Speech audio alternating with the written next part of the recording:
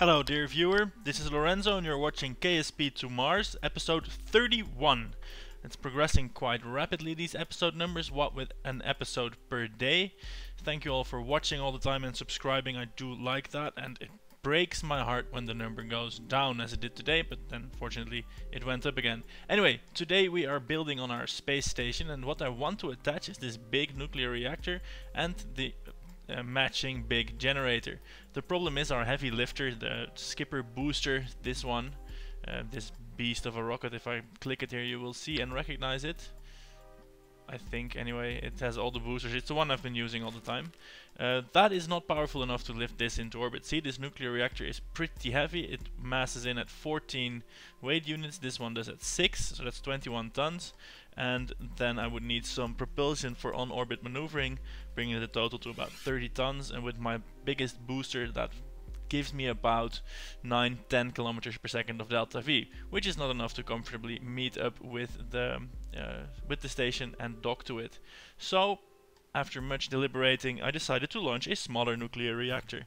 Not what I initially wanted, but I can't make the big one work yet, and the problem is it has to be in one launch. The generator and the reactor have to be attached, because otherwise they don't function. What I'm doing is launching the next smallest reactor. It's a veritable tiny one, it's just this bit that is going to the reactor. Are these gravioli sensors attached? So let's have a look at that. Yeah, it appears they are attached. So the small reactor and the small generator, together they generate about 10-12 megawatts of power. So not enough for any meaningful antimatter production or near future applications, but enough to power the laboratory to do research, which is what matters. The reactor and on-orbit propulsion system are so small, together they just weigh 9 tons, 9.5, that I can make do with a smaller launcher. So I see the solid boosters are missing and the first stage is one tank shorter. So all in all that should make for a somewhat smoother launch, which I'm going to do now.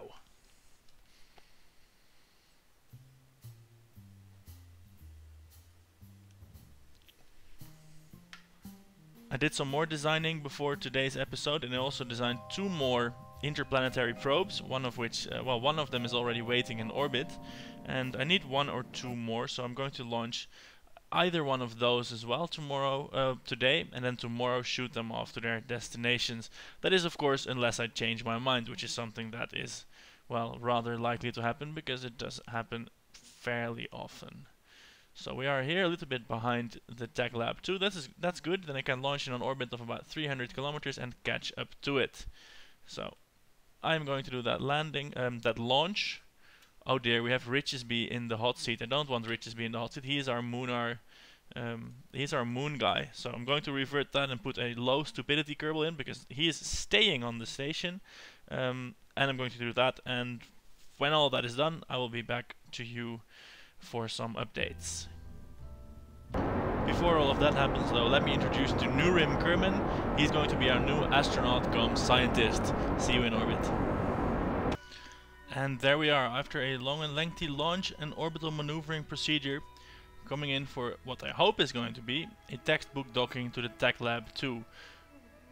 As I said, we're not going to continue with the planned development where we attach a big honking nuclear reactor on the laboratory. No, instead we're going to stick a small nuke into the side of the now defunct lab, so that that as well may generate power and happiness for the resident Kerbals. Disengaging the SAS system always helps in getting a positive lock, and there we are, well docked. Does this need topping up? This does need topping up, and we have plenty of fuel. Most of this vessel is throwaway, where we, we'll throw it away now actually, just after delivering this nuclear reactor, so we can decouple this. And we will ditch this back into the... No, we're controlling the lab, we need to control this. We will ditch this transfer vessel back into Kerbin. Wait, is that smart? I can use it maybe. It has 2.6 kilometers of delta V, 2.6 kilometers per second of delta V. I might be able to use this to... Yeah, I'm going to not throw it away quite yet. I'm going to keep it attached and use that maybe to grab the bigger part. So if I can launch something that's big and clunky up into orbit without any propulsion, say a big honking nuclear reactor, then I can use this, well, let's call it an orbital tug, to go and grab it and bring it back to the space station here. This fuel tank is almost full, and it will have even more delta V if we refuel it from this. So I'm going to go ahead and redock with this thing and not throw away needless quantities of fuel, because why would we? That's stupid. I have drifted away from the station a little bit. Let's see if we can make a docking work like this. I don't think we will be able to. Oh dear, I'm going to smack into stuff. Oh! I hit the nuclear reactor, but that appears to be fine. Oh dear. That would have been bad to immediately destroy the nuclear reactor that we painstakingly delivered. So let's go ahead and just dock on the obvious bit. Let's go ahead and dock there. Let's see if we can't approach that.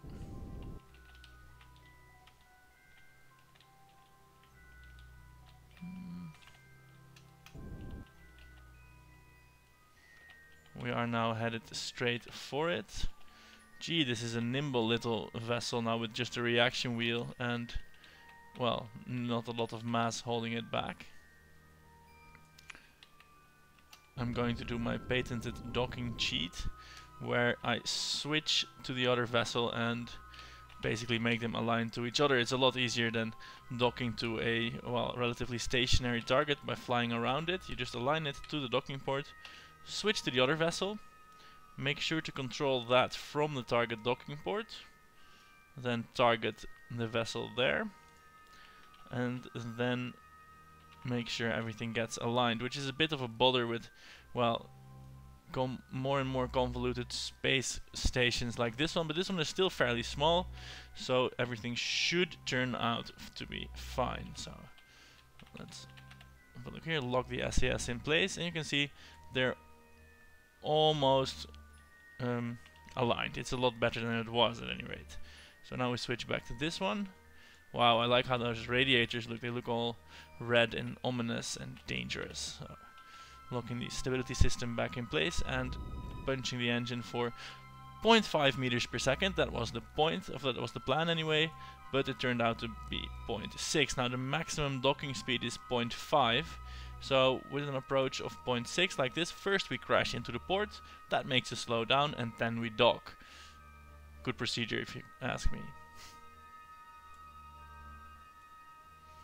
This is good that we have an orbital tug now attached to the station. That means we can launch a big payload with nothing to control it really. It just needs to go in an orbit and it can be retrieved by the tug. It has delta V for that, delta V enough for that. I wonder what happens if we attach 20 tons of nuclear reactor to this, but I suppose we shall see. I'm missing the docking port while I'm talking. That's not good. It's never good to miss the docking port. Let's see if I can. It's a bit dark to do a docking. Maybe I can get it from here. Yes, it seems as if the magnetic attraction is working. If you're in a position like this, be sure to turn off the stability system, because that will only mess up your magnetic stabilization. Now we're going to fill this one back up, because when we need it, it's going to have to be full. Let's see how much delta V we have on the whole station. That's interesting. We have 1.2 kilometers per second. That wouldn't be enough to do anything much, so let's not try anything with it. So now we have, more importantly, a nuclear reactor.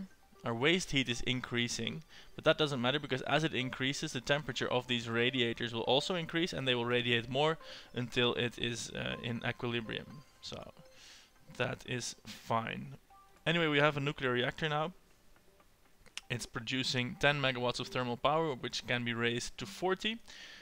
And the generator here is converting that into electric megawatts. So let's, this is not the lab I want. This is the lab I'm looking for. Let's begin research. See, that's now consuming 5 megawatts. You can see the waste heat is accelerating. The the nuclear reactor is being taxed more. It's now producing 25 megawatts. So this science lab is now making science points for us at the rate of 0.14 per day. It's not a lot, it's not going to drive our program, but it sure does help. Something else that we did, if I remember correctly, is... let's see, we can't really transmit this home because there's not a lot in it. Something else we brought, what I wanted to say, is a gravioli experiment. Let's have a look at this. Log the gravity data. There's no use transmitting that, but as I'm spotting this, we will soon be over the deserts, and I don't think we did any gravioli data there. So let's time warp forwards a little bit and see if we can do that, because that would be nice, some extra science points, and we do need them because we need bigger launch vehicles for the nice exotic technologies that we want to have in space. Over the deserts, wonderful. 8 science, I'm going to keep it, and I'm going to start using the reprocess feature, well, the upgrade feature of the lab. We have no crew in there. We can... no, we can't. We need another Kerbal up here. We need 2 crew members in there. We can use one from this one, of course, from the lander can. No, I'm going to leave it as is for now. We have 2 crew members in this laboratory. They are occupied by making the research, and that's important, so we're going to have that, well, always be done. Then we have 1 crew member in here, in this lander can, and he needs to be there so he can put input controls to the rest of the vessel. Basically, no, he doesn't need to be there because the guy in the tug lander can do that for now, so he can move to the MPLG-2 research station. And then we only need 1 more Kerbal. Then we have both labs fully crewed, and also still have a command module pilot to give these scientists orders, because remember, they can't work independently by themselves. They won't do it because they're bitchy like that. So grab that and get in. Ooh, he almost fell off. Get inside that laboratory, please. Go inside. Well done. So we have 1 crew member in here now. And this one needs to control everything, and this one is generating science. Everything is looking good. And the waste heat is accelerating. Let's time warp for a while. See what this waste heat does.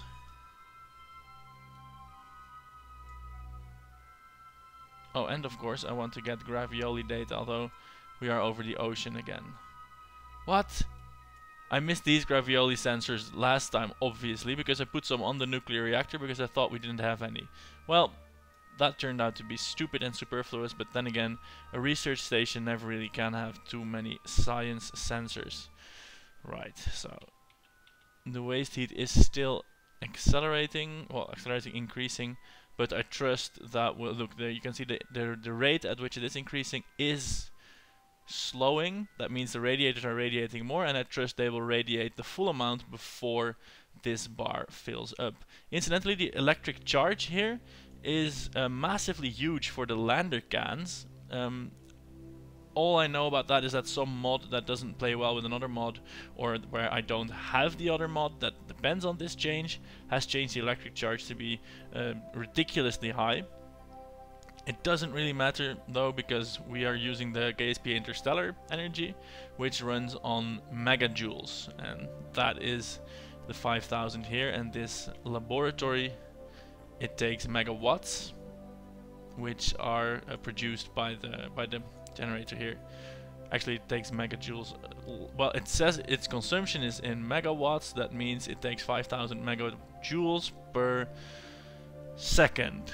Yeah. So that uses this resource, and that's fine. The ridiculous value for electric charge doesn't really matter. So yeah, we generate science, and it piles up in the station, and we can check back every once in a while. So if we now go, for instance, and go time warp for a decade with the Uranus probe or something, then we come back and there is a lot of science here.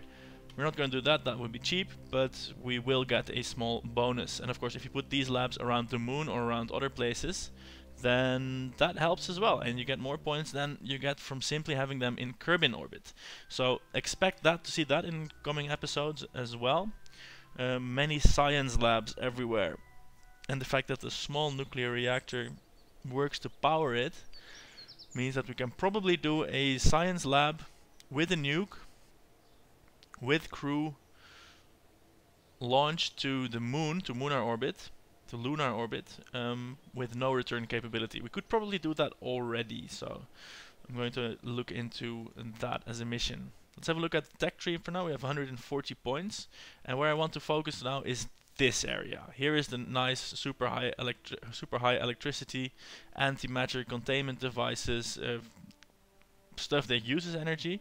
And here we have the better nuclear reactors, fusion reactors, improved fission, and that kind of stuff. And here we have the main sails that we're going to need for heavy lift capability of the planet Kerbin. So for that, first we're going to need this horrendously useless large control stuff, which gives us a nice cupola module. We might put one on the space station. A lander can could be useful, but first we need the larger rockets, and the large RCS could be useful, but first we need the larger rockets. Kerbal alarm clock won't work here. There's launch windows coming up for Mercury. The probe for that is already in orbit, and another one for Jupiter and Venus. And I'll show you the probes I designed to go to either one of those or both. This is the power thing that we just launched. Let's open up the probes I made. I have the IPL-2, Interplanetary 2. This is basically the same probe as that we sent to Uranus, but upgraded with some more science equipment. It has the gravioli scanner, it has... yeah, the VAB is quite full. It has the gravioli scanner, it has the magnetosphere readers, and it has some deployable solar panels, because these small ones are sort of useless. This one carries 2 material bays and 4 goo canisters for maximum material and goo science. It carries a lot of fuel. It carries a lot of fuel and nuclear engines for, well, middle of the road efficiency these days, and well, it is quite heavy as a result. The upper stage weighs about 16-17 tons, but it gets all this science somewhere with 21 kilometers per second of delta V. Now I have here the generation 2 probe. That's what we launched with the ion drive, what we launched yesterday, so that's in orbit now. And I made the generation 3 M probe, and the M is for manned, and that's basically trying to exploit the high efficiency of these ion engines with the high energy producing capabilities of the nuclear reactor, and basically sticking a manned vessel with science on a jettisonable docking port, small nuclear reactor, and a manned lander can with 1 million ion engines. This works. This arrangement has 8.3 kilometers per second of delta V and weighs about 23 tons. Problem is, our launch vehicle, I'm not trusting that to put this in orbit, and as you can see, even though this has a lot of delta V, the thrust to weight ratio is minuscule, so if it doesn't quite make it into orbit, then this will be useless in boosting it before it falls back to the atmosphere. So this one will not quite be launched yet. And then I had the generation 2 XS probe, the extra small one. This is the smallest probe to date. It forgoes material bay and goo containers, but it does have the gravioli scanners, the magnetosphere readers, and all that good stuff. Let me just pull that up again. Look, it's really tiny. It has the magnetosphere readout, the gravioli scanner, and the temperature meter. So only 3 experiments, a nuclear reactor, the generator, 1 radiator mounted on top here because, well, it needs 1 radiator, and a single ion drive. This probe weighs only 1.47 tons. It's the smallest one. It also has 8.7 kilometers per second of delta V, and if we stick it on top of our large rocket, that will net it 22.25 kilometers per second. This rocket could also conceivably be reduced to the rocket that launched today's tiny power station. So I like this one the most because it's very minimalistic, and I'm gonna go ahead and launch that now so that that is prepared for well, a transfer window as well. So I will go and do that and see you when that is up in orbit. And here we have the Generation 2 probe Mark XS, the extra small probe that will go off to Jupiter and its moons. Now I don't completely know if the real solar system has any of the Julian moons implemented, but we will find out with this probe, I suppose. If we go back, toggle the UI back here, if we look at the alarm clock, we see that our Mercury transfer window is up in 19 days, our Jupiter transfer window is up in approximately the same time, and then we have a Venus transfer window a few days later.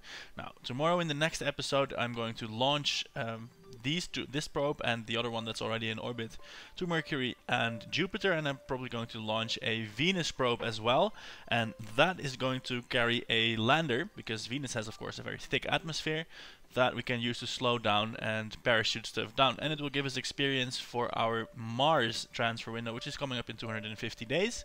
And for that I am planning currently to do a unmanned lander as well, and I'm going to make it as big as the rocket technology at that time will allow me, and I'm hoping to get a refinery down, and well, that I'm hoping to get a refinery down. Let's leave it at that, and maybe have a double probe that can leave one probe in orbit and the other one to land and of course return science and, well, mark the spot of our Mars base, which we will then well, try to return to.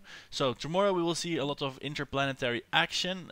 Depending on how the windows and the transfer times sync up, I might time warp through one or two of these transfers, or I might leave them for later episodes. We'll see tomorrow how that plays out. For now, I'm Lorenzo. Thanks for watching. Once again, it's good to see the comments, the likes, the subscribers, everything. There's not millions of you guys, but I do like the active feedback thing we've got going on. So see you tomorrow, have a nice day, and I'll talk to you later. Thanks for watching, goodbye.